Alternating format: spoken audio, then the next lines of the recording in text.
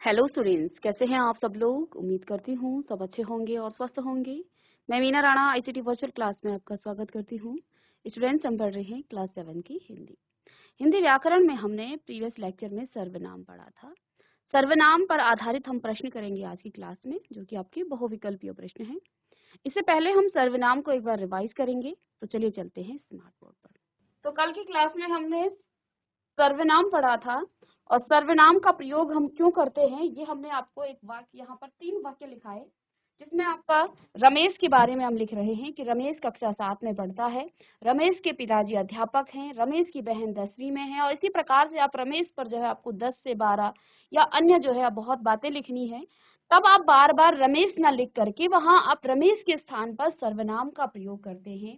इससे आपको संज्ञा, क्योंकि रमेश आपका एक संज्ञा है, एक व्यक्ति का नाम है, और व्यक्ति के नाम संज्ञा को बार बार हमें पुनरावृत्ति उसकी ना करनी पड़े, इसके लिए हम क्या करते हैं सर्वनाम। इससे हमारा वाक्य जो है आकर्षित लगता है, रुचिकर लगता है। मतलब कि आपको वाक्य को पढ़ने में और लिखने में रुचि भी आती है, और वो दिखने में भी आपको ऐसा लगता है कि आप कुछ अलग सा लिख रहे हैं। नहीं तो बार बार रमेश रमेश रमेश लिखने से ये आपका वाक्य कहीं ना कहीं आपको बोरिंग लगता है, आपको इसमें रुचि नहीं आती है।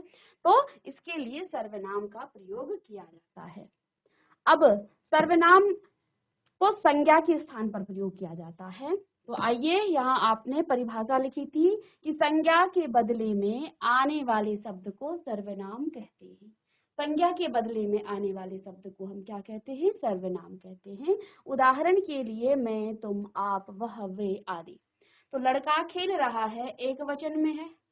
चलिए, संज्ञा के स्थान पर प्रयुक्त होने वाले शब्द को सर्वनाम कहते हैं, और संज्ञा की पुनरुक्ति ना हो इसके लिए हम सर्वनाम का प्रयोग करते हैं कि आप बार बार संज्ञा आपको ना लिखनी पड़े। इसके लिए हम क्या करते हैं, सर्वनाम का प्रयोग करते हैं। जैसे मैं, तू, तुम, आप, वह, वे आदि। सर्वनाम सार्थक शब्दों के 8 भेदों में से एक भेद है। सार्थक शब्दों के 8 भेद हैं: संज्ञा, सर्वनाम, विशेषण, क्रिया, क्रिया विशेषण, समुच्चय बोधक, संबंध बोधक और विस्मयादि बोधक। ये आपके 8 जो हैं शब्दों के, सार्थक शब्दों के भेद हैं। इसमें से आपके 4 विकारी शब्द हैं और 4 आपके अविकारी शब्द हैं। संज्ञा, सर्वनाम, विशेषण और क्रिया आपके विकारी शब्द, संबंध बोधक, समुच्चय बोधक और विस्मयादि बोधक और क्रिया विशेषण, ये 4 आपके अविकारी शब्द हैं। ठीक है, तो यहाँ 4 विकारी और 4 अविकारी शब्द के बारे में। तो देखिए, इसमें लिखा था कि व्याकरण में सर्वनाम आपका एक विकारी शब्द है। तो हमने आपसे बताया था कि विकारी शब्द कौन कौन से होते हैं। तो ये भी आपने कल की क्लास में रिवाइज किया था। और हिंदी व्याकरण में शब्द विचार में आपने प्रयोग के आधार पर शब्दों के 2 भेद पढ़े थे, जिसमें विकारी और अविकारी शब्द भी आप पढ़ चुके हैं। ठीक है, तो ये है आपके सर्वनाम।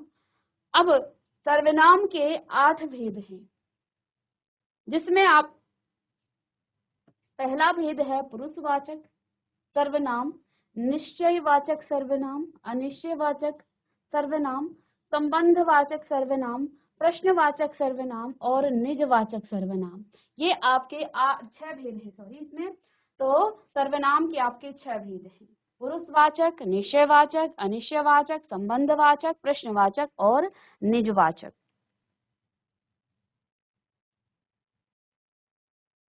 चलिए बच्चों, यहाँ पर आपका पुरुषवाचक सर्वनाम क्या हो जाता है, बोलने वाले, सुनने वाले और जो वहां उपस्थित नहीं है के लिए जिन सर्वनाम शब्दों का प्रयोग होता है उसे पुरुषवाचक सर्वनाम कहते हैं।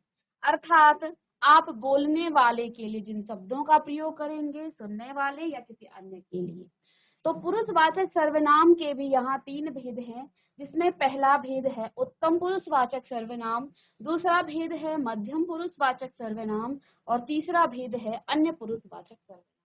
उत्तम पुरुष में जिस सर्वनाम का प्रयोग बोलने वाला स्वयं के लिए करता है उसे उत्तम पुरुषवाचक सर्वनाम कहा जाता है। जैसे मैं, हम, मुझे, हमारा आदि।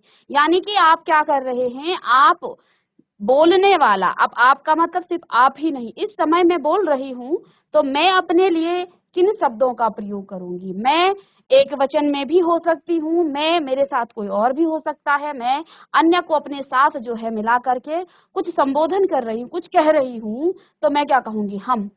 ठीक है, तो मैं एक वचन में भी हो सकती हूँ, मैं अपने लिए एक वचन में भी प्रयोग कर सकती हूँ।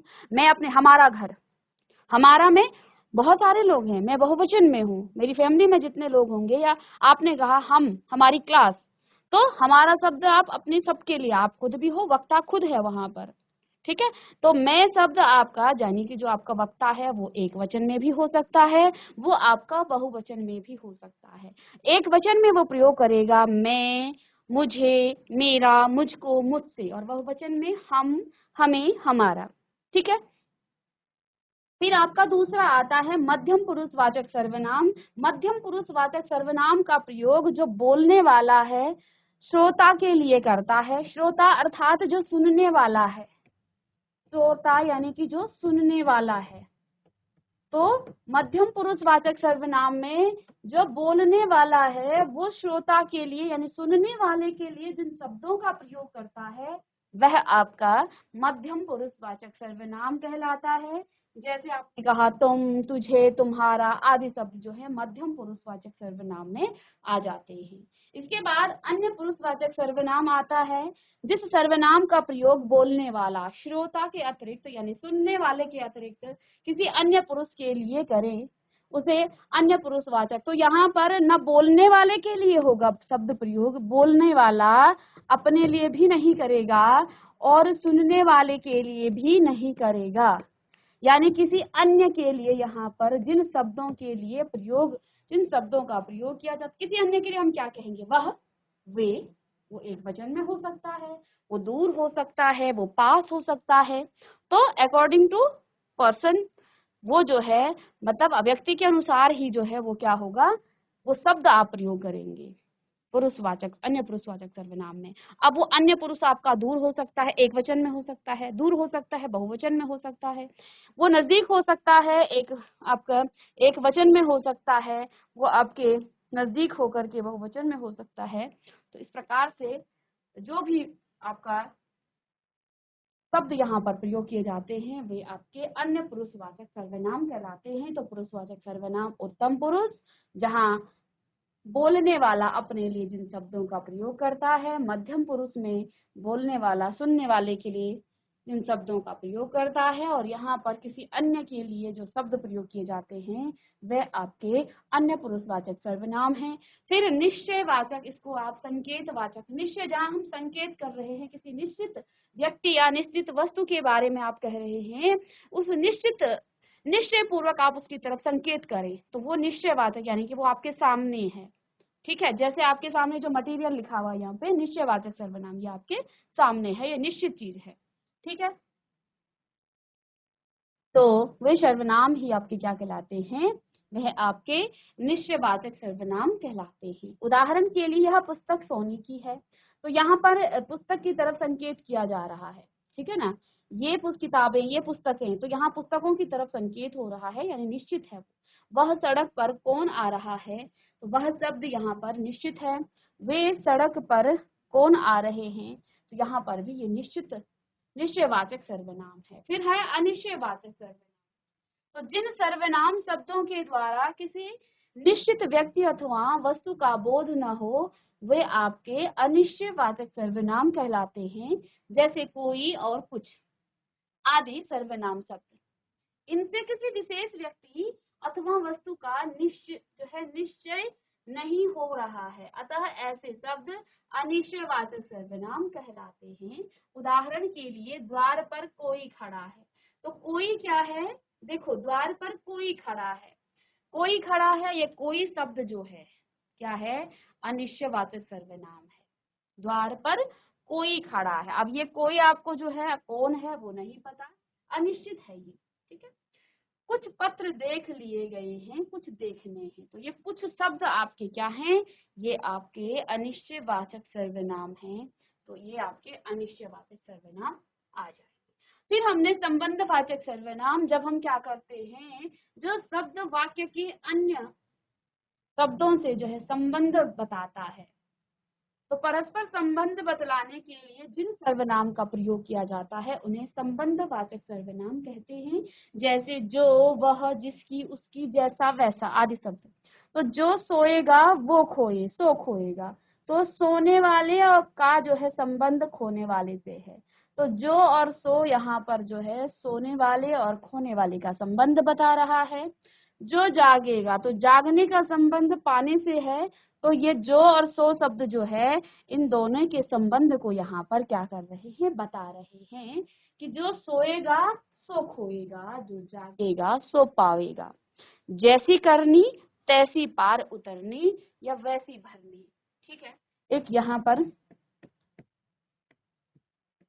जैसी करनी वैसी भरनी।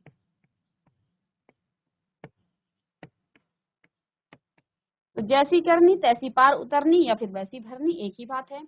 तो यहाँ करनी और भरनी का संबंध जैसी और वैसी शब्द बता रहे हैं आपस में। तो ये आपका संबंध वाचक सर्वनाम है। ये आपका संबंधवाचक सर्वनाम है। फिर हमने प्रश्नवाचक सर्वनाम पढ़ा था। तो जो सर्वनाम संज्ञा शब्दों के स्थान पर भी आते हैं और वाक्य को प्रश्नवाचक भी बनाते हैं, वे आपके प्रश्नवाचक सर्वनाम कहलाते हैं। देखो, वो संज्ञा के स्थान पर भी आएंगे, ऐसा नहीं है कि वो जो है प्रश्नवाचक ही आपका वाक्य है। ठीक है, इसके लिए हमें थोड़ा सा सोचना है। तुम्हारे घर कौन आया है? अब घर में कोई आया होगा, वो कोई व्यक्ति होगा, स्त्री या पुरुष या कोई बच्चा होगा, और वो क्या है, एक संज्ञा है। जब हम उसका नाम कहेंगे वो संज्ञा है। अब उस संज्ञा की जगह हमने क्या प्रयोग किया, कौन शब्द। तो इतना हमें ध्यान देना है। कभी कभी आपके पास डायरेक्ट जो है क्या होते हैं, प्रश्नवाचक। तो ये आपके प्रश्नवाचक सर्वनाम है, कौन शब्द प्रश्नवाचक, क्योंकि ये संज्ञा के स्थान पर आया है। दिल्ली से क्या मंगाना है? तो क्या कोई वस्तु मंगानी होगी आपको, और वो संज्ञा न लिख करके अब हम क्या लिख रहे हैं, क्या मंगाना है। ठीक है, तो ध्यान देंगे जो सर्वनाम संज्ञा शब्दों के स्थान पर भी आते हैं और वाक्य को प्रश्नवाचक भी बनाते हैं, वे प्रश्नवाचक सर्वनाम कहलाते हैं। चलिएगा, इतना नोट करें।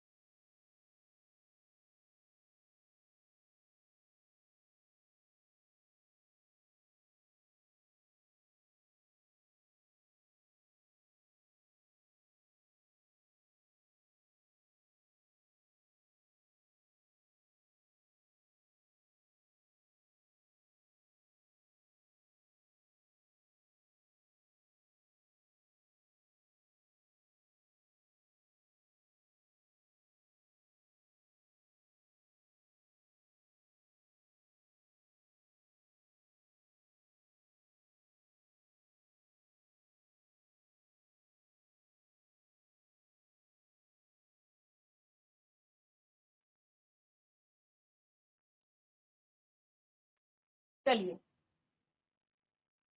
निजवाचक सर्वनाम, जहां स्वयं के लिए आप क्या करेंगे, आप, अपना अथवा अपने आप शब्द का प्रयोग हो। ठीक है, वहां निजवाचक सर्वनाम होता है। इसमें अपना और आप शब्द उत्तम पुरुष, मध्यम पुरुष और अन्य पुरुष के स्वयं का, अपने आप का ज्ञान करा रहे शब्द हैं, जिन्हें निजवाचक सर्वनाम कहते हैं। तो ये जो अपने और आप शब्द है ना, ये आपका उत्तम पुरुष में भी हो सकता है, मध्यम में भी हो सकता है, और किसी अन्य के लिए भी आप कर सकते हैं। जैसे राम अपने दादा को समझाता है, राम अपने दादा को समझाता है। तो यहाँ हम राम के बारे में बात कर रहे हैं, ठीक है। श्यामा आप ही दिल्ली चली गई, श्यामा अपने आप ही दिल्ली चली गई। तो यहाँ पर जो है ये जो आपके आप और अपने हैं, ये किसी भी पुरुष में आ सकता है, ये किसी के लिए भी किया जा सकता है। आप वक्ता के लिए कर सकते हैं, वक्ता स्वयं के लिए कर सकता है, उत्तम पुरुष के लिए, मध्यम पुरुष के लिए हो सकता है, या किसी अन्य के लिए भी कर सकते हैं, ठीक है। तो राम अपने दादा को समझाता है, श्यामा आप ही दिल्ली चली गई, राधा अपनी सहेली के घर गई है, सीता ने अपना मकान बेच दिया है। चलिए,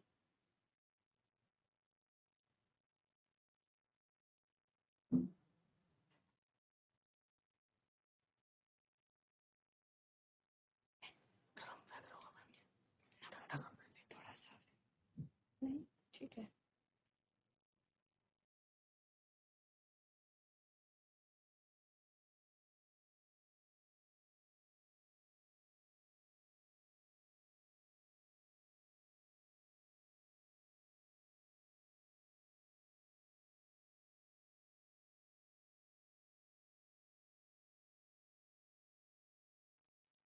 तो ये आपका निजवाचक सर्वनाम में आ जाता है। तो अब यहाँ पर आपके सर्वनाम तो हमने रिवाइज कर लिया है। आप, वे, ये, हम, तुम शब्द जो है बहुवचन के रूप में है, किंतु आदर प्रकट करने के लिए इनका प्रयोग एक व्यक्ति के लिए ही किया जाता है। अब जैसे आप शब्द ये बहुवचन का है, वे ये बहुवचन का है, ये भी बहुवचन, हम, तुम शब्द जो है बहुवचन के रूप में है, किंतु जब हम किसी से आदर से बात करते हैं तब हम आप से बात करते हैं, वह नहीं कहते हैं, वे कहते हैं, ये कहते हैं, ठीक है ना। तुम, हम इस तरह से कहते हैं। तो ये आदर वाले शब्द भी यहाँ पर आदर की तरह भी इनको जो है एक वचन में प्रयुक्त किया जाता है, ठीक है। और आप शब्द जो है स्वयं के अर्थ में भी प्रयुक्त हो जाता है, जैसे मैं यह कार्य अपने आप ही कर लूंगा, मैं यह कार्य अपने आप ही कर लूंगा। चलिए, आप शब्द स्वयं के अर्थ में भी प्रयुक्त हो जाता है, जैसे मैं यह कार्य अपने आप। यहाँ पर आप शब्द अपने स्वयं के लिए किया गया है, ठीक है। तो वक्ता स्वयं के लिए क्या कर रहा है, अपने आप शब्द जैसे, आप जैसे शब्दों का प्रयोग कर रहा है, ठीक है।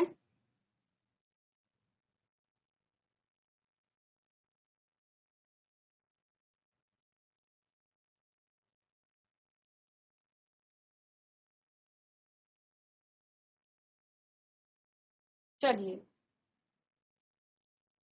अब इसमें आपने सर्वनाम और सर्वनाम के भेद पढ़ लिए हैं। आइए सर्वनाम पर आधारित कुछ बहुविकल्पीय प्रश्न, जैसा कि हमने आपको शुरू में ही कहा था कि हम आज की क्लास में सर्वनाम पर आधारित बहुविकल्पीय प्रश्न करेंगे। तो बच्चों, पहला प्रश्न है, जो करेगा तो भरेगा। रेखांकित शब्द क्या है? जो करेगा सो भरेगा। तो बच्चों यहाँ पर आप बताएंगे,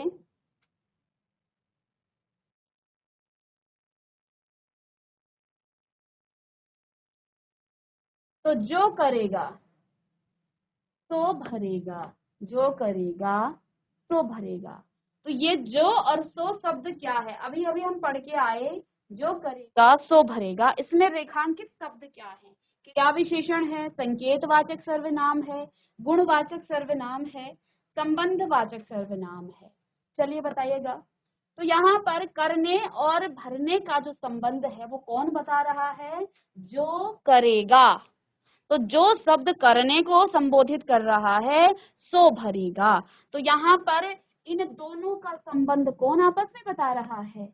ये जो और सो, ठीक है। इसलिए इसमें आपका संबंधवाचक सर्वनाम है। अभी अभी आप पढ़ के आए थे, संबंधवाचक सर्वनाम क्या होता है?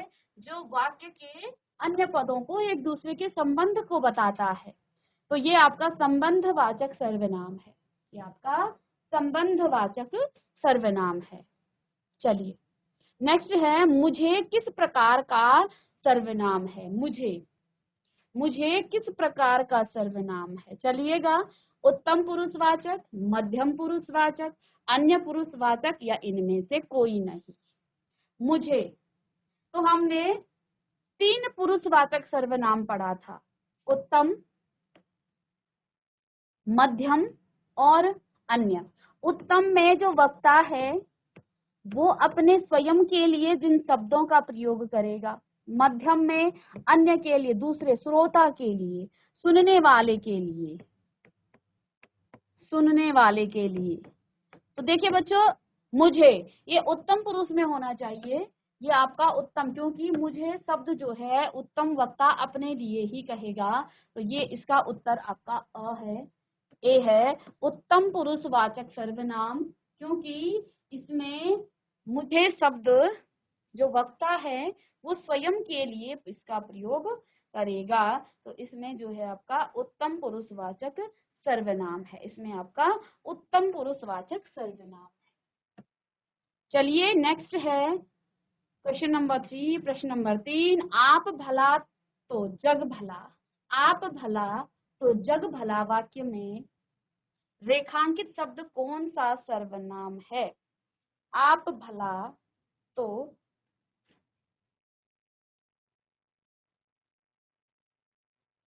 रेखांकित यहाँ पर आप है, ठीक है। तो आप शब्द का प्रयोग कहाँ पर, आप खुद, यानी खुद आप स्वयं, स्वयं भले होंगे। आप शब्द यहाँ स्वयं के लिए बताया गया है, स्वयं के लिए। तो ये कौन सा आपका सर्वनाम है, पुरुषवाचक है, निजवाचक है, निश्चयवाचक है या फिर अनिश्चयवाचक है। आप भला तो जग भला, इसमें आप शब्द कौन सा सर्वनाम है। आप शब्द यानी आप स्वयं क्या होंगे, ठीक होंगे, तो पूरा संसार आपके लिए ठीक होगा, पूरा संसार आपके लिए, जग यानी संसार के लिए कहा गया है, तो जग भला। तो इसमें ये निजवाचक सर्वनाम, क्योंकि आप शब्द किसके लिए आता है, स्वयं के लिए, अपने लिए कर रहा है ना, आप खुद स्वयं ठीक रहेंगे तो जगह आपके लिए अच्छा रहेगा। तो इसमें निजवाचक सर्वनाम की बात हो रही है, तो बच्चों यहाँ पर आप निजवाचक सर्वनाम पर टिक मार दी, निजवाचक सर्वनाम।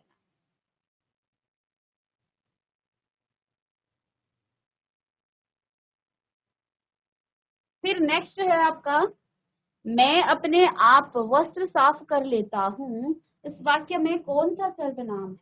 मैं अपने आप वस्त्र साफ कर लेता हूँ, वस्त्र अर्थात कपड़े।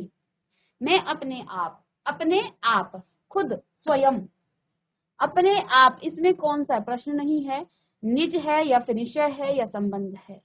तो देखो अपने आप तो आपको निजवाचक ही बताता है, निज, अपने आप यानी स्वयं के लिए निजवाचक सर्वनाम। फिर से वही, वह अपने आप ही चला गया वाक्य में रेखांकित शब्द, तो रेखांकित शब्द यहाँ पर क्या है, अपने आप। तो इसमें आपका उदाहरण क्या होगा, निश्चय, फिर से आपका निजवाचक आ जाएगा, इसमें भी आपका निजवाचक है, अपने आप शब्द का प्रयोग हुआ है। तो चलिएगा इसको आगे बढ़ते हैं, एक जैसे प्रश्न आ गए हैं। हिंदी में कुल कितने सर्वनाम हैं, यानी सर्वनाम के कितने भेद हैं। हिंदी में कुल कितने सर्वनाम हैं।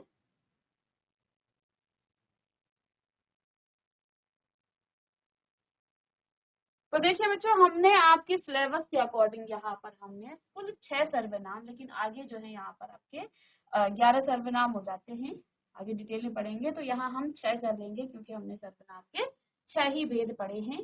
तो आपकी क्लास में आता है तो आपको यही पूछा जाएगा। चलिए फिर से, सर्वनाम के कुल कितने भेद होते हैं, तो सर्वनाम के यहाँ पर आपके 6 भेद होते हैं, सर्वनाम के 6 भेद होते हैं, सर्वनाम के।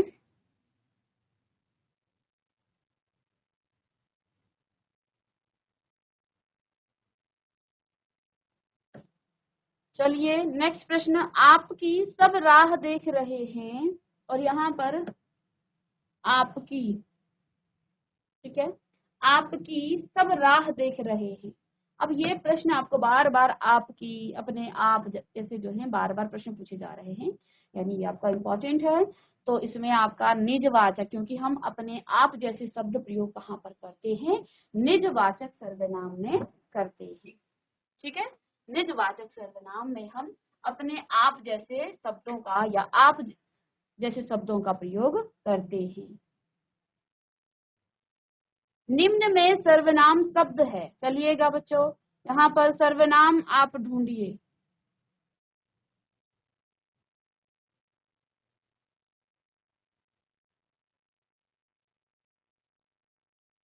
निम्न में सर्वनाम शब्द है।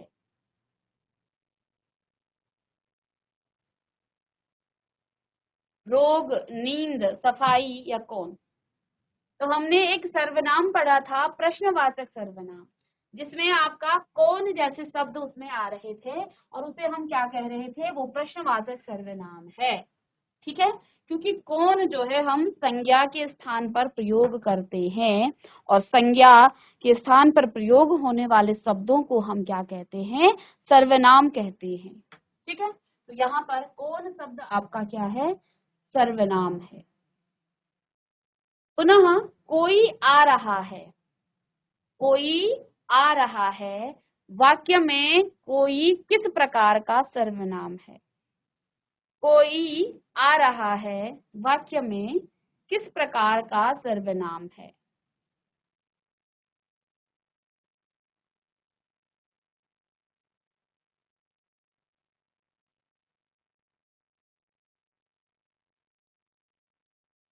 कोई आ रहा है वाक्य में कोई किस प्रकार का सर्वनाम है। कोई किस प्रकार का सर्वनाम है। अनिश्चयवाचक, संबंधवाचक, निश्चयवाचक या निजवाचक। अनिश्चयवाचक, संबंधवाचक, निश्चयवाचक या, अब कोई शब्द क्या है, ये जो है अनिश्चित है। कोई यानी कि कौन है हमें नहीं पता, निश्चित नहीं है कौन आ रहा है। कोई आ रहा है, ये आपका बच्चों अनिश्चयवाचक सर्वनाम है। ये आपका अनिश्चयवाचक सर्वनाम, ये है आपका अनिश्चयवाचक सर्वनाम।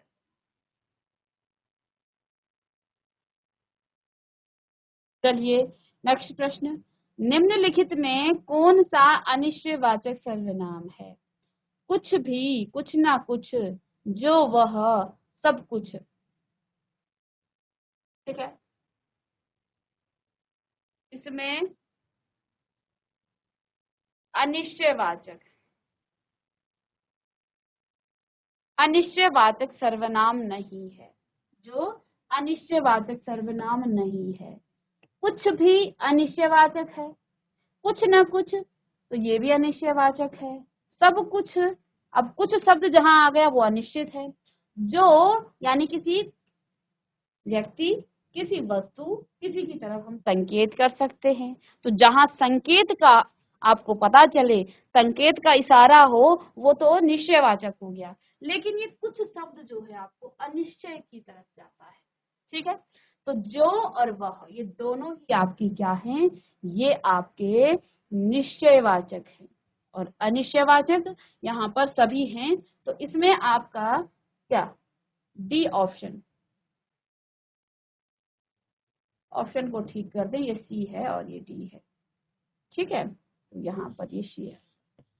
चलिए, यहाँ कुछ जोड़े दिए गए हैं, उत्तम पुरुष वाले जोड़े को पहचानिए।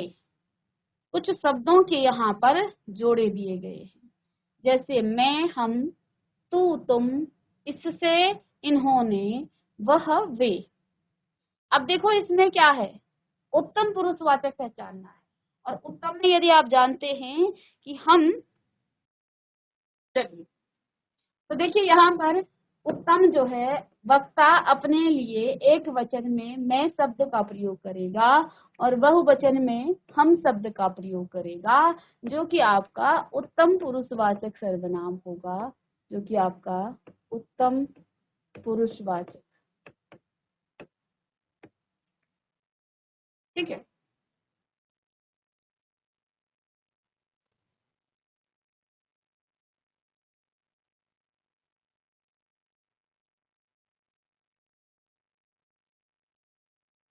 चलिएगा, नेक्स्ट प्रश्न। अनिश्चयवाचक सर्वनाम का अपादान कारक में बहुवचन रूप होगा। किन से, किन को, किसी से, किन्हीं से। तो इसका जो है, जो आपका अनिश्चयवाचक है, उसका अपादान कारक में कर्ता ने कर्म को करण से संप्रदान के लिए, अपादान के लिए या को, ठीक है, अपादान से, ठीक है, कर्ता ने कर्म को करण से संप्रदान के लिए अपादान से। तो यहां पर किन्हीं से, ये आपका क्या है, ये आपका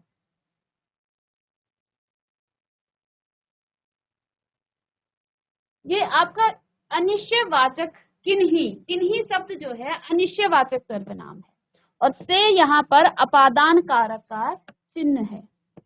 से आपका अपादान कारक का चिन्ह है, और किन्हीं शब्द आपको क्या बता रहा है, अनिश्चय वस्तु, अनिश्चय के बारे में बता रहा है, अनिश्चयवाचक सर्वनाम का ये बोध कर रहा है।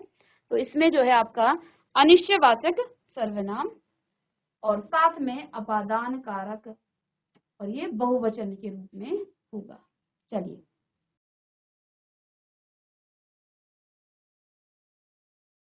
तो बच्चों आज की क्लास में हमने सर्वनाम को रिवाइज किया और साथ में सर्वनाम पर आधारित बहुविकल्पीय प्रश्न किए। उम्मीद करती हूँ सभी को समझ में आया होगा। मिलते हैं नेक्स्ट लेक्चर में एक नए टॉपिक के साथ। तब तक के लिए thank you and have a nice day.